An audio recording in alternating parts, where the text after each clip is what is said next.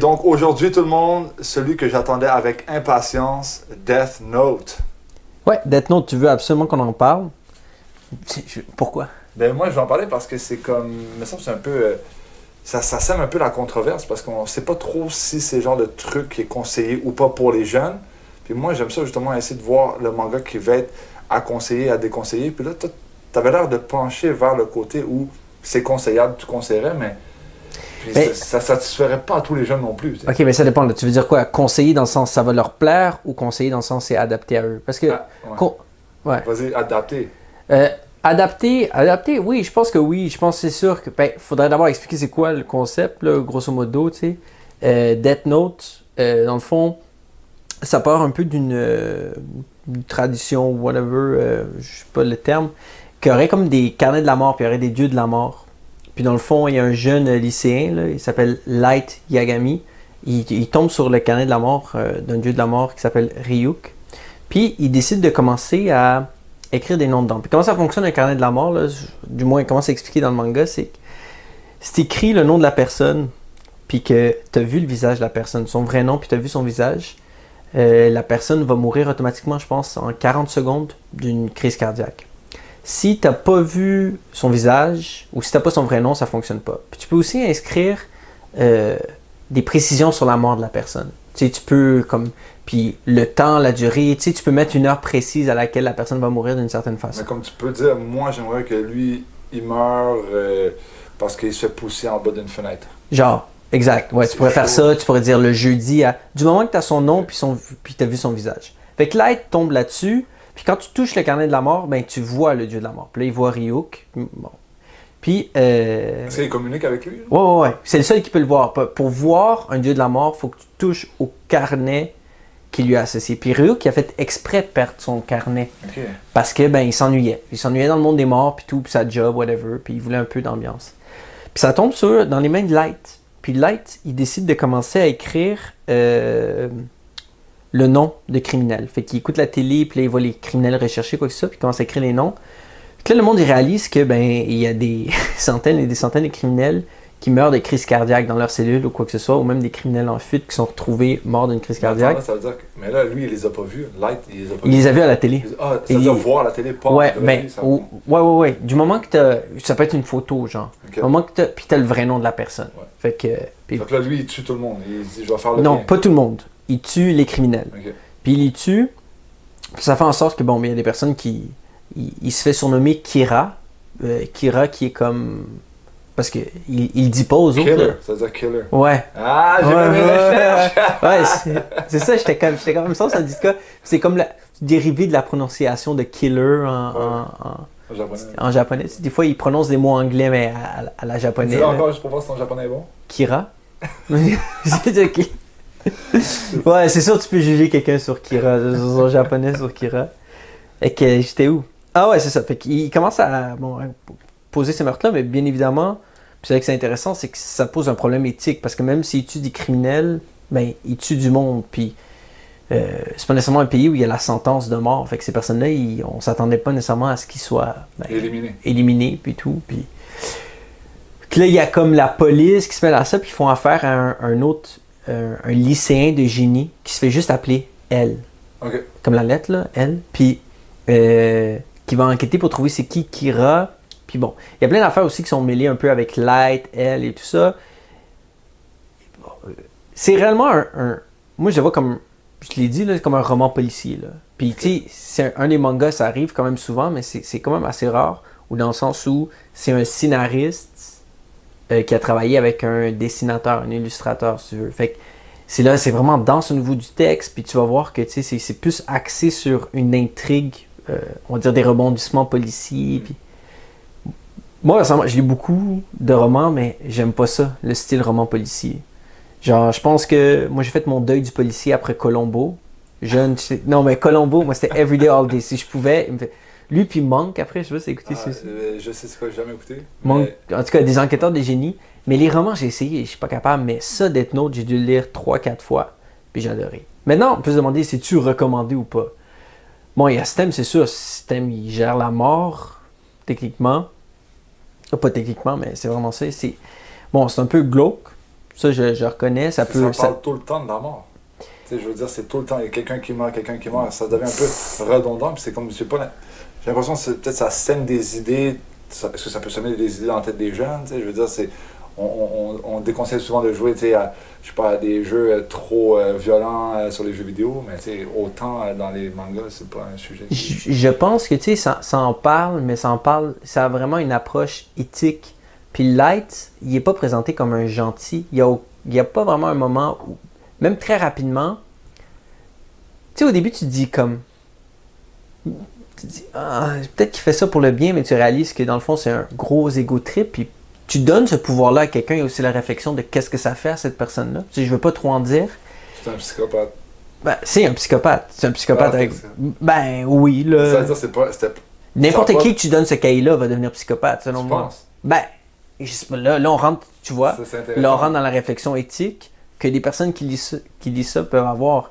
Ça, c'est pas tant axé sur la mort, mais plutôt sur le fait de ce qu'il fait, est-ce que c'est bien ou pas. Puis on est d'accord éthiquement, je pense, pour prendre la position de dire que c'est pas bien, mais que lui est convaincu que c'est bien, puis qu'il défend son point un peu. Mais c'est surtout le fait de... Ça tourne plus autour du mystère de ne pas se faire découvrir. Lui, il veut pas se faire découvrir, Light, il veut pas qu'on sache que c'est lui qui ira.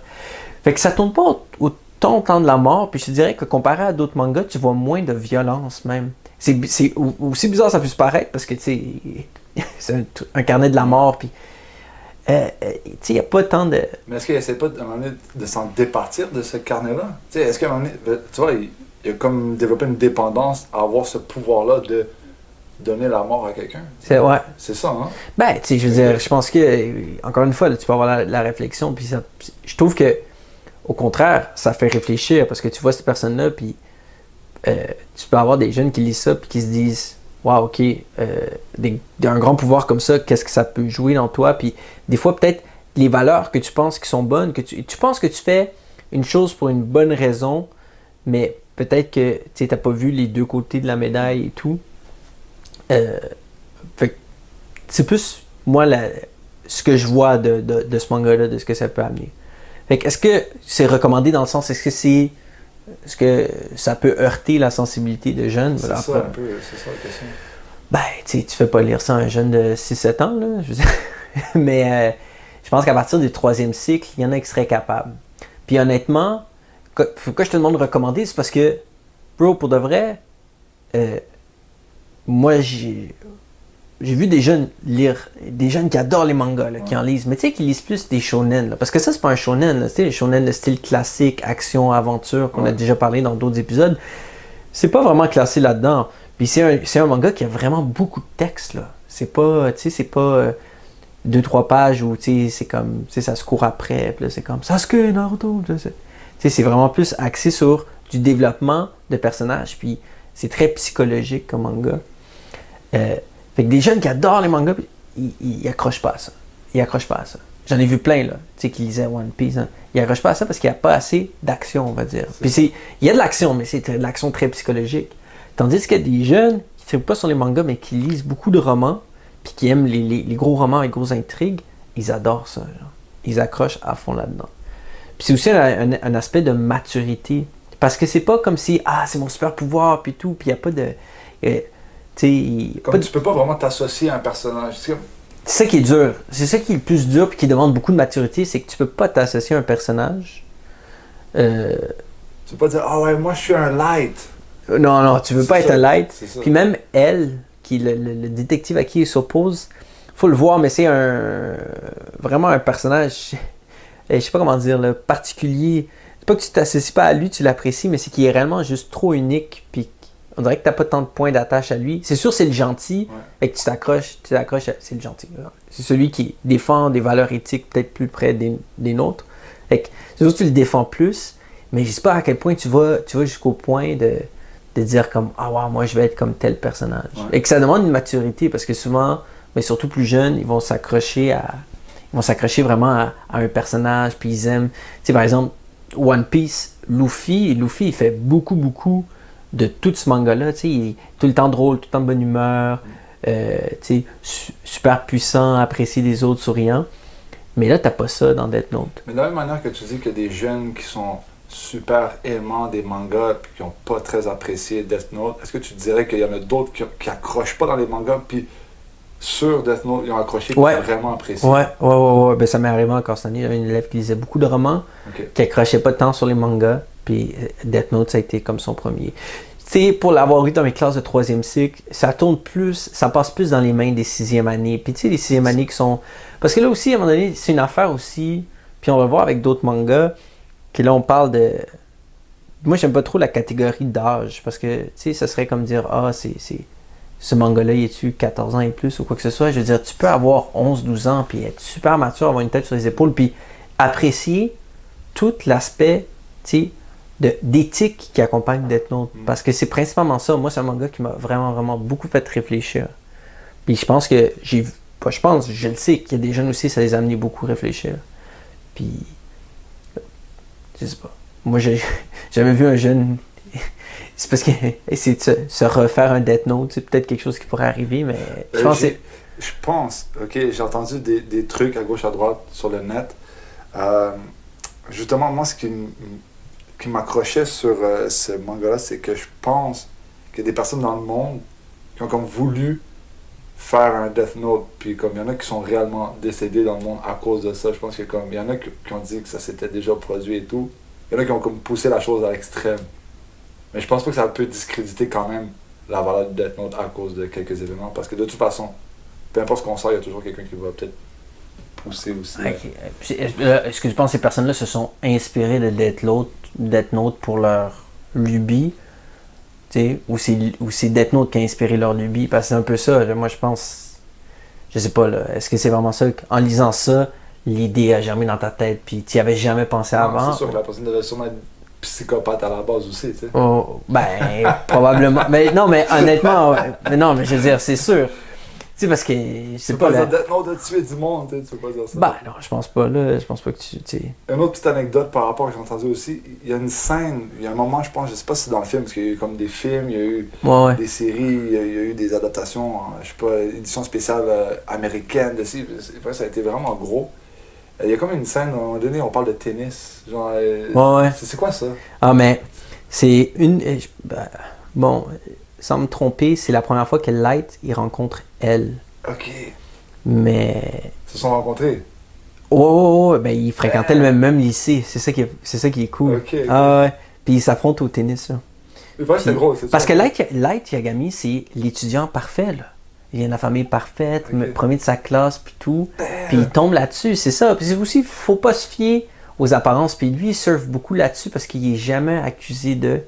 Puis je peux vous le dire parce qu'on l'apprend assez rapidement dans le manga, mais son père, à Light Yagami, c'est un chef de police, genre. Fait qu'il est tout... On l'apprend assez rapidement, mais là, c'est quand même un spoiler, j'ai écouté un divulgachage, je suis désolé, mais ça donne un peu une idée que tout au long du manga, tu te dis, ne pas se fier aux apparences, peut-être, tu sais, des fois, de se dire comme, tu sais, c'est quoi une bonne personne, puis c'est quoi une mauvaise personne, c'est qui a des bonnes valeurs, c'est qui a des mauvaises valeurs, tu sais. Fait que, c'est ça, c'est assez intéressant, mais ouais, le truc de tennis, c'est assez épique dans le manga, là. Ok, mais révèle-nous pas trop. Non, mais écoute, ça, c'est une infime partie, de tous les rebondissements qu'il y a dans ce manga-là. Là. Je veux dire, c'est sans arrêt.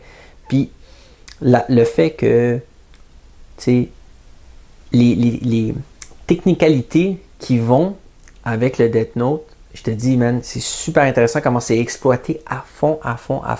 C'est pas juste une idée de... Tu sais, c'est une idée qui a été poussée à son maximum, là. C'est ce que j'aime beaucoup. Puis, c'est court. C'est 12 tomes. C'est 12 mangas. Ok. Moi, je l'ai en format double. Là. Ils appellent ça la Black Edition. C'est comme plus grand. Les images sont... Mais si, c'est 12 tomes. Donc, c'est intéressant aussi de se dire, ah, je suis pas embarqué dans un... Tu sais, admettons que quelqu'un veut commencer One Piece, là. T'as 101 tomes présentement devant toi. Ça peut être un peu... Ouais. Ils ont fini l'histoire à 12 tomes, hein? Je pense que l'histoire est terminée. Ouais. Mais après, ils ont fait des spin-offs de l'histoire avant, l'histoire après. Ok. Mais, tu sais, ça peut être un peu encourageant de se dire, ok, cette série-là, elle est comme un peu plus courte. Je peux m'embarquer. Elle est plus courte, mais plus longue à lire parce qu'il y a vraiment plus de texte que dans d'autres mangas. Puis c'est peut-être le premier manga duquel on parle que je pense que, réellement, parents et enfants pourraient l'apprécier. Moi, j'ai beaucoup d'amis adultes, pas des lecteurs de manga nécessairement, je leur ai passé, puis c'est unanime, ils ont tous beaucoup apprécié. Super, ben on va retenir ça certainement. Ok, c'est cool, une bonne information. Fait que c'est ça.